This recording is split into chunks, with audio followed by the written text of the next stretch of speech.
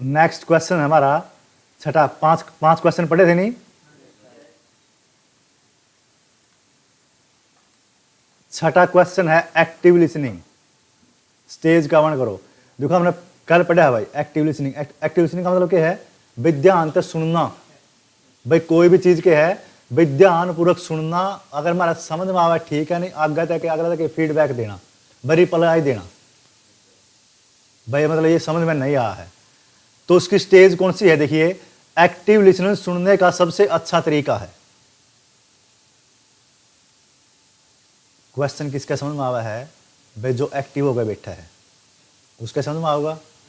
Active listening तब मानी जाती है जब आप ध्यान से सुनते हैं, समझते हैं और जवाब देते हैं। समझ आया किसी इतनी बात? या सिंपल ही है भाई। एक्टिव लिसनिंग किसने कहेंगे? जब आप क्या करेंगे भाई कोई भी चीज है ध्यान से सुनांगे, समझांगे उसने और समझ कर जवाब देवांगे तो यह क्या बोली जावा है? एक्टिव लिसनिंग बोली जावा है। ठीक है। एक्टिव लिसनिंग के 5 चरण हैं। 3 नंबर का क्वेश्चन आ रहा है पेपर में आपका। पहला आ गया रिसीविंग। रिसीविंग का मतलब इसमें ध्यान पूर्वक सुनना होता है। हमने पढ़े थे भाई जब भी वार्तालाप होएगी उसमें 2 होंगे, एक सेंडर होएगा, एक रिसीवर होएगा। सेंडर के है बोलने वाला और रिसीवर कौन है? सुनने वाला। ठीक है। इसमें पहला पॉइंट आया है एक्टिव लिसनिंग की 5 स्टेज है। पहला रिसीविंग, इसमें ध्यान पूर्वक सुनना होता है। जब भी आप बातें ध्यान पूर्वक सुनोगे तो समझ में आओगी। उसके बाद अंडरस्टैंडिंग, ध्यान पूर्वक आपने सुना। अंडरस्टैंडिंग का मतलब है समझना। भाई आपका समझ में आएगी यह किसी चीज या किसी व्यक्ति के बारे में एक समझ है। भाई हाँ मैंने कहा यह बात समझ ली है। रिमेंबरिंग, आपने सुना, समझा और फिर रिमेंबरिंग मतलब याद करना। वो चीज आपको याद होगी है। यह अतीत से पुनर्प्राप्ति या कुछ जानकारी को याद करने के लिए रेफर करता है। इवेलुएट, इवेलुएट का मतलब है मूल्यांकन करना। आप अपनी भाषा में मतलब आंकना, सही गलत की पहचान करना। यह किसी चीज या किसी व्यक्ति के मूल्य, मात्रा, महत्व या राशि को पहचानने के बारे में है। ठीक है। आगे आएगा रिस्पोंडिंग, प्रतिक्रिया देना। यह रिसीवर की तरफ से सेंडर को दिया गया जवाब है।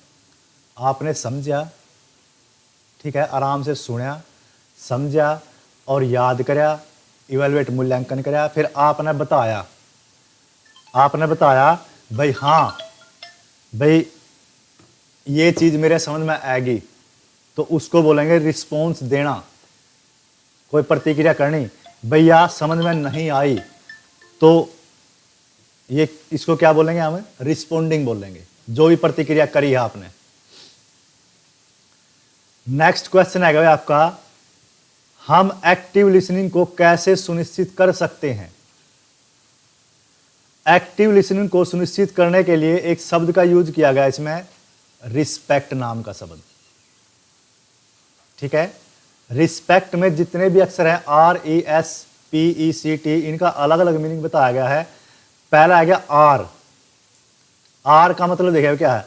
सुनने में बाधा उत्पन्न करने वाले विकर्षणों को रिमूव करे।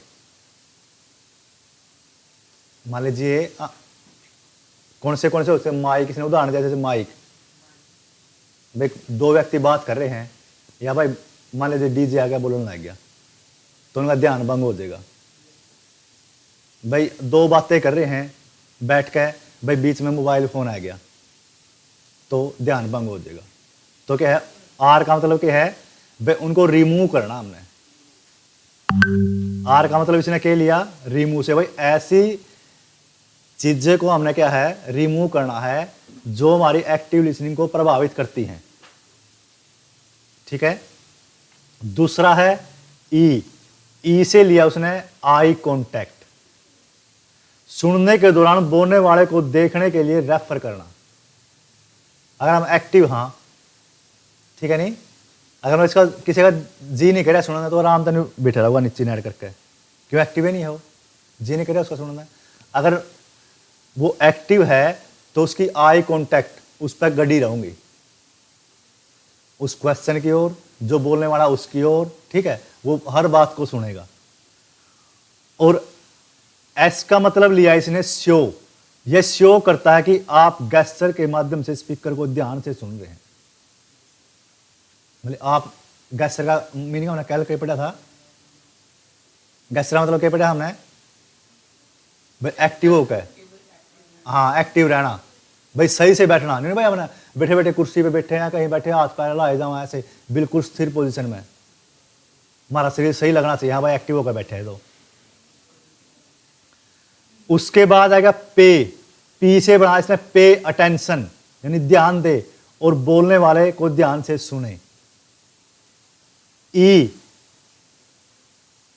का मीनिंग लिया इसने एम्पैथिस, स्पीकर की भावनाओं पर जोर दे और महसूस करें। सहानुभूति किसी की भावनाओं अनुभव को उस व्यक्ति की स्थिति में होने की कल्पना करके शेयर करने की क्षमता है। और सी का मतलब लिया इसने क्लैरिफाई, डाउट, यानी उसका क्या कोई लाइन समझ में ना आई हो तो आप उसको आराम से पूछ सकते हो।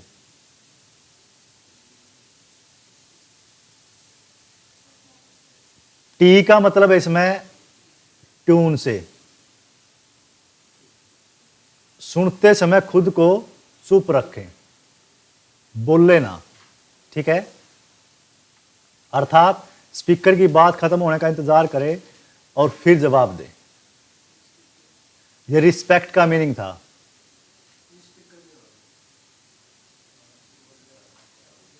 जो बोल रहा है, स्पीकर मतलब क्या है, बोलने वाला।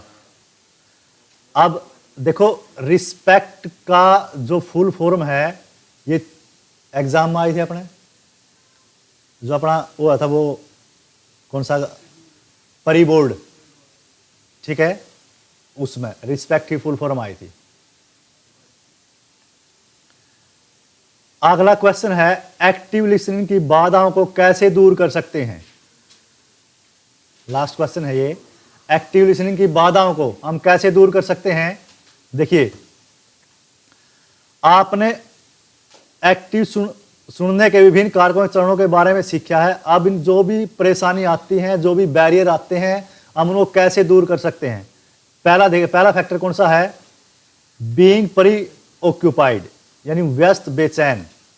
हाउ 3 कॉलम बनाया इसने, एक तो कारक का बना, फैक्टर का कॉलम बना है, और दूसरा कॉलम बनाया how a factor can became a barrier, भाई कारक कैसे अवरोधक बनते हैं। और तीसरा बना है भाई जो भी बैरियर बनते हैं उनको हम कैसे दूर कर सकते हैं। पहला पॉइंट देना व्यस्त बेचैन, जब आप प्री ऑक्यूपाइड व्यस्त बेचैन में हो तो आप किसी व्यक्ति को ध्यान से नहीं सुन सकते। मेरा आपका माइंड में चल रहा है भाई अगले घंटे मेरा टेस्ट है, मेरा तो मैं पिटूंगा, मेरा क्वेश्चन याद नहीं है, फिर आपका ध्यान यहाँ से भंग हो जाएगा। या कोई और माइंड में जब घर जाकर मैंने ये काम करना, ये करना है, तो क्या है आपका जो मन है वो दूसरी जगह चला गया। तो हम कैसे दूर कर सकते हैं, भावनाओं को अपने दिमाग पर हावी न होने दें, लिसनिंग के समय फोन और डिजिटल डिवाइस से दूर रहें। आप पढ़े करते नहीं भाई, जैसे कृष्ण गीता में भी कहा है मन के हारे हार है, मन के जीते जीत। अगर भाई हमने मन को ही बस में कर लिया नहीं तो हर चीज आपको हो जाएगी। मतलब पढ़ाई एक किसी चीज है भाई आराम से हो सकती है, इसमें कोई मेहनत नहीं करनी पड़ती, सिर्फ आपका दिमाग है, आपका मन है, वो कंट्रोल में होना चाहिए। सबसे आसान तरीका ये है, जो कोई भी काम हमें दूह में जाके करना पड़ सके है, लेकिन पढ़ाई एक किसी चीज है जो आराम से बैठ कर पंखा नीचे कर सका, हाँ, जिसका कोई साइड इफेक्ट नहीं है। जितनी देर करोगे उतना ही बेनिफिट होएगा। आज तक आपने सुना है भाई, आपने न्यूज सुना होगा ज्यादा खाना खा के मर गया हो भाई, अटैक हो गया उसका। आज तक न्यूज सुना कोई पढ़ाई घनी पढ़ाई करेगा मर गया हो। तो पढ़ाई का तो बेनिफिट है, जितनी ज्यादा करोगे उतनी आओगी, ठीक है नहीं। तो नेक्स्ट आ गया नॉइस एंड विजुअल, बस भाई, डिस्ट्रैक्शन, शोर और दृश्य विकर्षण। आप शोर शराबे के माहौल से दूसरे व्यक्ति को स्पष्ट रूप से नहीं सुन सकते। कुछ भी आज का है शोर शराबे में, भाई कोई डीजे आ गया या कोई बैंड बाजा आ गया या कोई आप ट्रैफिक में खड़े हो, ट्रैफिक जाम में खड़े हो, ठीक है। गलत व्याख्या और विपेक्ष से बचने के लिए अनुकूल वातावरण बनाए। लेकिन आपके कहना कुछ चाह रहे हो, अगला ने कुछ सुनाई दे रहा है, ठीक है। मैंने कहा ऐसे माहौल से हमने बचना पड़ेगा, तब जाकर क्या है एक्टिव लिसनिंग कर सकते हैं हम। पास्ट एक्सपीरियंस और माइंडसेट, अतीत के अनुभव और मानसिकता। हमने कल पढ़ा है भाई, पास्ट एक्सपीरियंस मतलब क्या है भाई,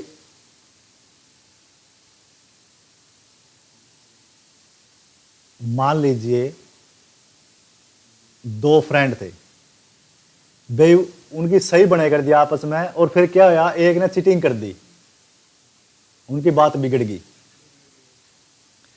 फिर उसके दिमाग में यही बात रहोगी, मतलब पास्ट एक्सपीरियंस हो गया भाई, इसने मेरे साथ चीटिंग करी थी, कहीं अब भी ना कर दे, ठीक है। तो पास्ट एक्सपीरियंस मतलब क्या है, कोई पिछली बात याद है उसके, आपने पिछले अनुभव और बातचीत के आधार पर पास्ट एक्सपीरियंस इंटरेक्शन किए होंगे। तो दूसरों के साथ बातचीत करते समय अपने पक्ष में वस्तुनिष्ठ विकास से बचें और अपने ऑब्जेक्टिव में रहें।